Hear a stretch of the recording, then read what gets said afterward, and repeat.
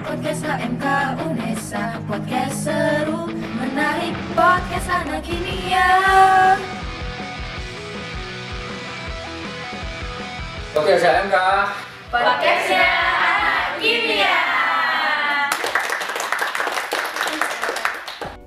Halo teman-teman, kembali lagi di podcast HMK FMIPA Unesa episode ke-6 bersama saya Rosella Parnanda.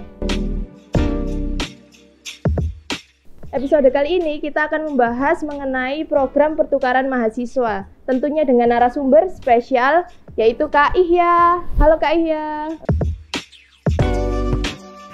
halo.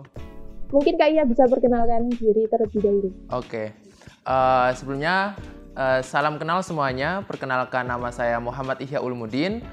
Saya biasa dipanggil Ihya. Saya dari Universitas Negeri Malang, dari jurusan Kimia angkatan 2021. Salam kenal. Salam kenal Kak Ihya. Bagaimana nih kabarnya hari ini Kak Ihya?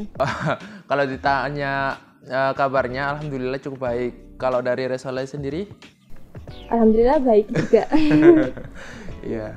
Mungkin langsung saja kita ke topik pertama Mas Ihya. Yang pertama yaitu mengenai program pertukaran mahasiswa. Mungkin bisa dijelaskan terlebih dahulu apa itu program pertukaran mahasiswa ini kepada teman-teman semua.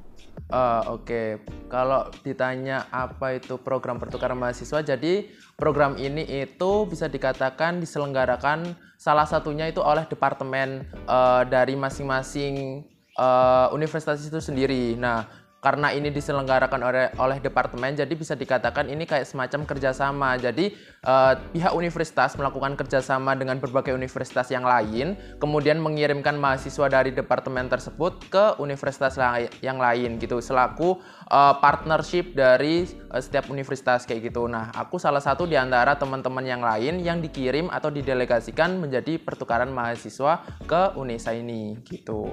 Keren sekali Mas Ihya.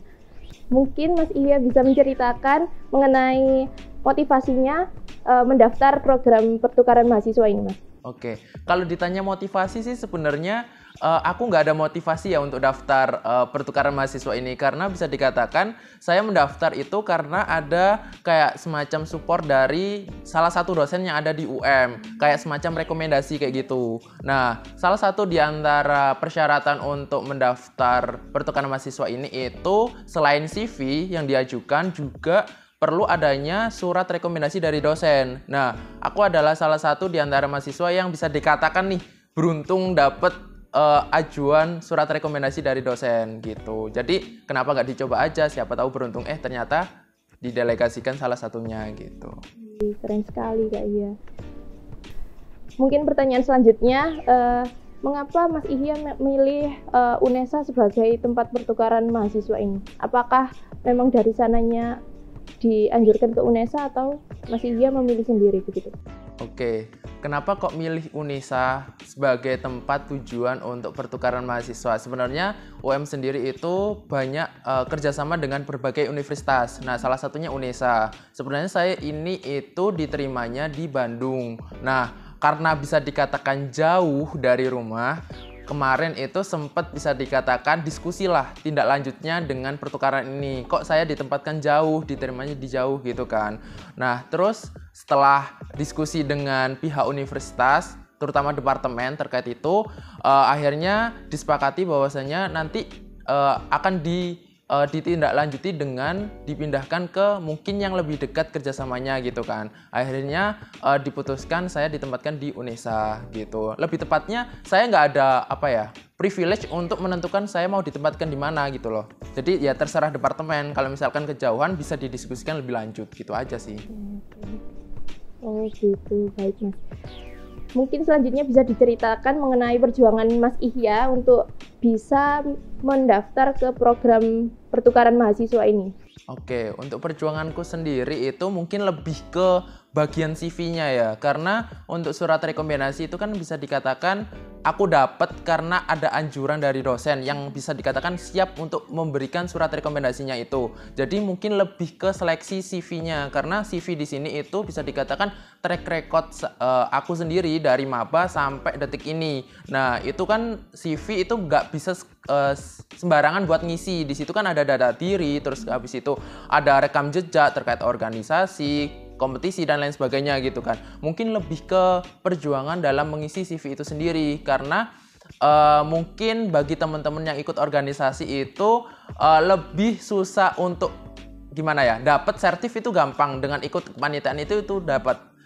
Tapi yang di sisi lain susahnya itu malesnya di sini itu biasanya lebih ke menyimpan file-file itu tadi, menuliskan apa aja yang pernah dilakukan, itu mungkin yang susahnya itu, karena males, karena sudah mengikuti ini itu dirasa udah banyak, jadi males untuk menulis itu, padahal itu penting untuk di CV-nya itu sendiri gitu.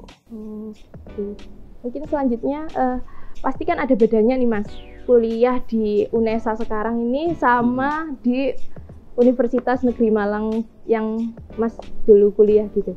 Iya, benar. Bisa diceritakan perbedaannya apa itu Mas? Lebih tepatnya culture shock kali ya. Soalnya ya bisa dikatakan mungkin beda tempat ya, beda culture gitu kan. Ya mungkin kalau dibilang beda ya ada beberapa yang beda, bahkan ada yang baru gitu loh ya. Menurutku ketika saya belajar di UNESA, terutama kalau mungkin karena saya jurusan kimia, mungkin Mbak Rosella kan juga kimia juga. Nah di sini itu perbedaan yang cukup signifikan menurut saya itu di bagian ketika praktikum, yang dimana kalau di UM itu serangkaian praktikum ya diselesaikan di hari itu juga, sedangkan di sini itu kan ada part-partnya yang dimana itu harus juga ditempuh gitu kan, nggak boleh di skip lah, kasarannya seperti itu. Nah itu yang bikin saya cukup kaget gitu, karena kan bisa dikatakan mahasiswa itu sendiri itu bisa dikatakan kan sibuk dengan tugas, belum lagi organisasi dan lain sebagainya.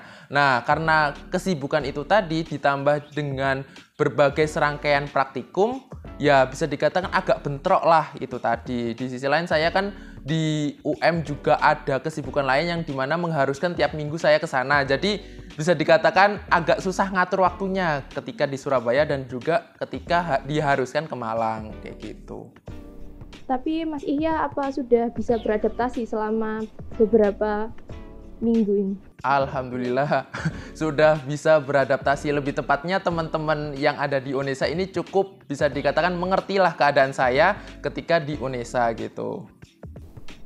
Mungkin selanjutnya yaitu bagaimana kesan Mas Ihya saat datang pertama kali di UNESA? Kalau ditanya kesan pertama kali itu bisa dikatakan karena ini di Surabaya ya, tentunya cukup panas gitu kan. Kalau di UM atau di Malang itu kan bisa dikatakan identik dengan dingin, tapi tiba-tiba dipindahkan ke Surabaya yang cukup panas, ya cukup memaklumi lah terkait itu ya. Tapi Mas Ihya ini berasal dari mana sebenarnya? Aku asalnya dari Jombang ya. Cukup kaget aja sih ketika di Surabaya panasnya luar biasa itu. Iya memang Mas. Selanjutnya yaitu harapannya Mas Ihya setelah melakukan program pertukaran mahasiswa ini, selanjutnya akan bagaimana Mas? Oke, kalau ditanya harapan setelah mengikuti ini, itu lebih ke apa ya, mengembangkan mungkin ya ilmu yang sebenarnya nggak saya dapat dari UM, kayak mata kuliah atau yang nggak ada di UM, lebih tepatnya menularkan atau menerapkan lah ilmu-ilmu yang mungkin sebelumnya yang saya dapat ke teman-teman yang lain yang ada di kampus gitu aja sih, lebih gitu. Baik. Sebagai pertanyaan penutup, Mas Ihya bisa menyampaikan pesan-pesannya kepada teman-teman di luar sana yang ingin mengikuti pertukaran mahasiswa ini. Mungkin ada tips-tipsnya begitu, Mas. Oke.